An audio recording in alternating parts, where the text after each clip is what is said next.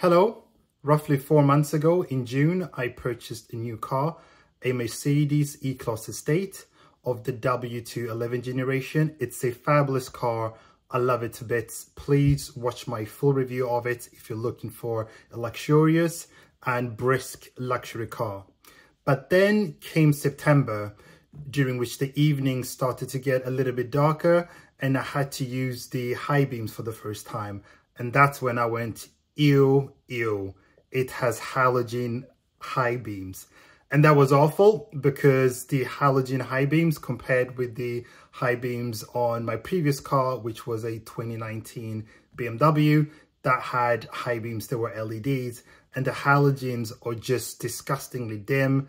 They are yellow and fatigue inducing, and I was thinking I have to do something about it. That's how I then embarked on a journey to upgrade the halogens to LEDs, and the result is phenomenal. As you can see in the video, the high beams are super bright and super clear. The video doesn't actually do them justice, but in person they are as bright as some of the best LED high beams that you can find on a new car. As I drove on this unlit road, they completely lit up the road, probably like stretching 100 or 150 meters ahead. I can see every grass of straw and every leaf in high clarity, almost the equivalent as watching Netflix in 1080p on a phone versus watching it in 4K Dolby Vision on an LED TV. The difference is huge and staggering. They completely light up the road like Las Vegas, and they only cost me £35. The result is less eye fatigue and the car is safer to drive.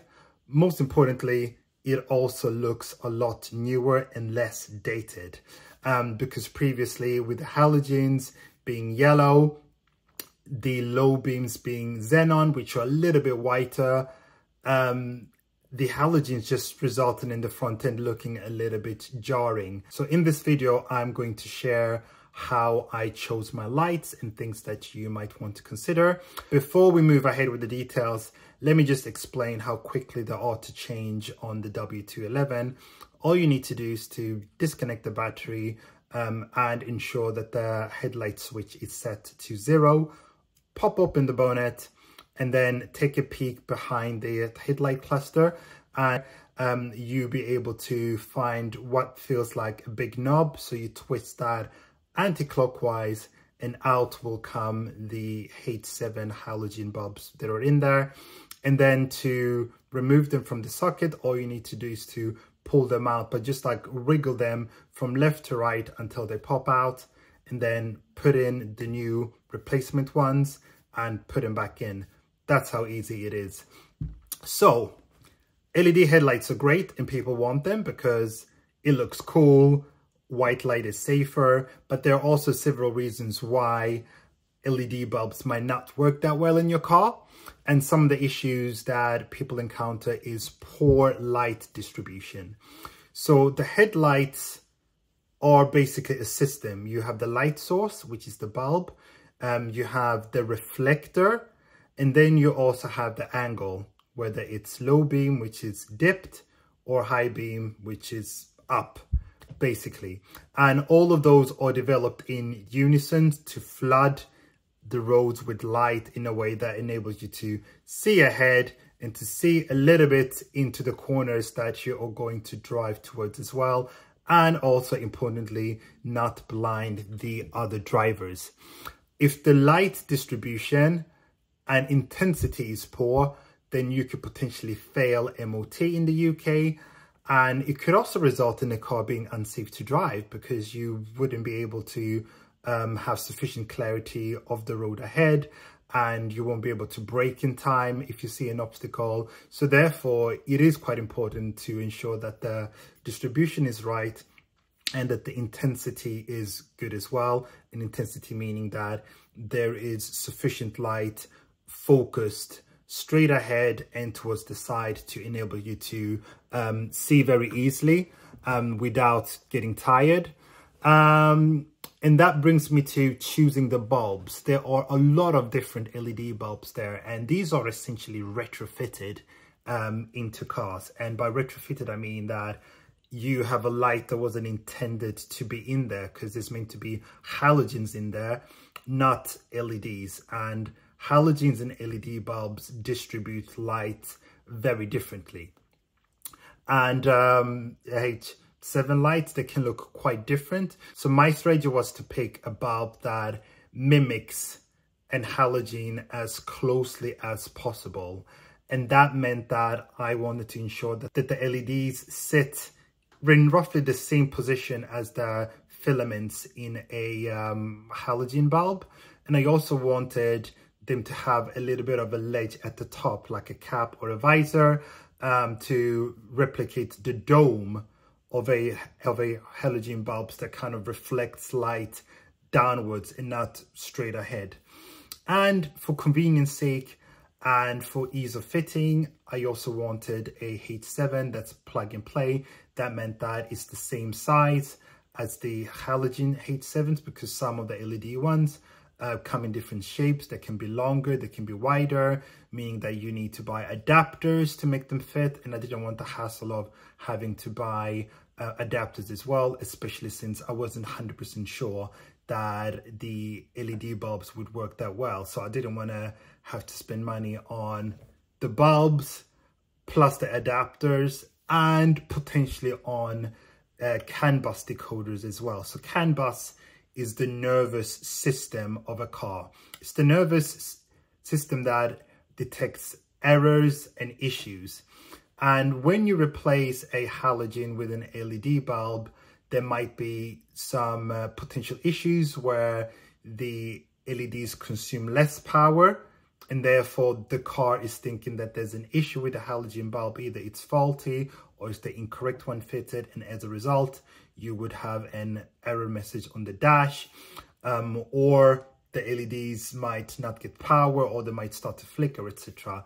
So therefore I was quite pleased to see that these headlights have CANBUS decoders fitted in, and there's also a bit of a guarantee where the seller is stating that there should not be any CANBUS errors in 99% of cars, and that they also recently updated the CANBUS firmware in 2023. So that gave me a little bit of peace of mind to say that if there are any error messages, I can simply return them back and get my money back. If you do get error messages, you can also buy decoders separately. They can be plugged in. However, I was a bit concerned that if I buy decoders, then they might not fit in the cluster or the housing for these bulbs, and that also becomes an extra expense, which might not be that nice if the headlights turn out not to actually work that well. So with the waffle, all that I can say is that I'm glad that it basically has the bulbs in the same position as the filament on an LED bulb. They are the same size, so they're plug and play, and they have built-in CANBUS decoders as well. And another thing that I also want to add, that when these were fitted, the recommendation was to ensure that the LED bulbs, there's two on either side, that those bulbs are set to the 3 o'clock and 9 o'clock position in the headlights. So I did exactly that. Again, that is to make sure that the light distribution and intensity is good, and that I don't blind other drivers as well. And they've worked exceptionally well. Did I get any errors on the dashboard? I actually only saw an error on the dashboard 3 days after fitting them, but I haven't seen an error since. But even if I saw one on my car, the error would not be annoying, because it wouldn't be like a warning light or a bong that would annoy me anytime I would get into the car. So they're 100% worth it. They're absolutely amazing. They also look OEM, because you do have some aftermarket LEDs that are too blue. And these are just sit there like around like white. The temperature is 6,000 to 6,500 Kelvin, which is just right. And that is daytime light. I did at one point try halogen bulbs that had been painted blue. I think it was the Osram ones, but they hardly made any difference. The light was still very yellow, and that's because I think the temperature limit for halogens is around 3,200 Kelvin. So almost no matter which halogen bulbs you buy for the car, they will be very yellow. And the only option for whiter light is to buy LED ones, because xenons cannot really be retrofitted. I know that there's some potential ways to retrofit I know that there are some people who have retrofitted xenons into some cars, but it's cost prohibitive and it's not as plug and play as putting in halogens. It's not as plug and play as putting in LEDs. Also, with my car, I upgraded the high beams, which also minimized the risk of issues, because even if the light distribution was a little bit poor, there would be minimum risk of blinding other drivers, because if you use high beams, you would switch them off anyway if you see an oncoming car. So that really helped me. Meanwhile, if you have LED bulbs for your dipped beam, if the distribution isn't that great, it might constantly be, if the light distribution isn't great, you might be in a position where you're constantly blinding other drivers and get flashed. So therefore, for me, the risk was a little bit less. And with regards to MOT, I am going to keep them in for my MOT because the distribution is great and the light intensity as well. They are really good. But let's say I did want to remove them before MOT, I can do so. It's only a 5-minute job, and I've kept the halogen ones as well. So overall, I hope that this is a helpful video. Do your research, look at lots of different bulbs, read the reviews. And the last tip, it's also to get LEDs that have the same power rating as the existing halogens in your car. So my car had 55 watt halogen bulbs, so I made sure to get 55 watt LED ones. Again, this also minimized the risk of an error being flagged. I did see some 75 and 100 watts ones, and I was thinking, ooh, maybe I should buy them, and then it's going to be super bright. But that's not necessary, because at the same wattage, LEDs tend to be a lot brighter anyway, because they have lower power consumption and are brighter anyways. And because if you get the higher rating ones, you could cause some problems with your electrical systems and potentially even wires getting melted and getting into like various issues. So I stuck to 55 watts, and they don't leave me wanting for anything more. They are super bright and as good as the LEDs that I had on both my 2019 BMWs.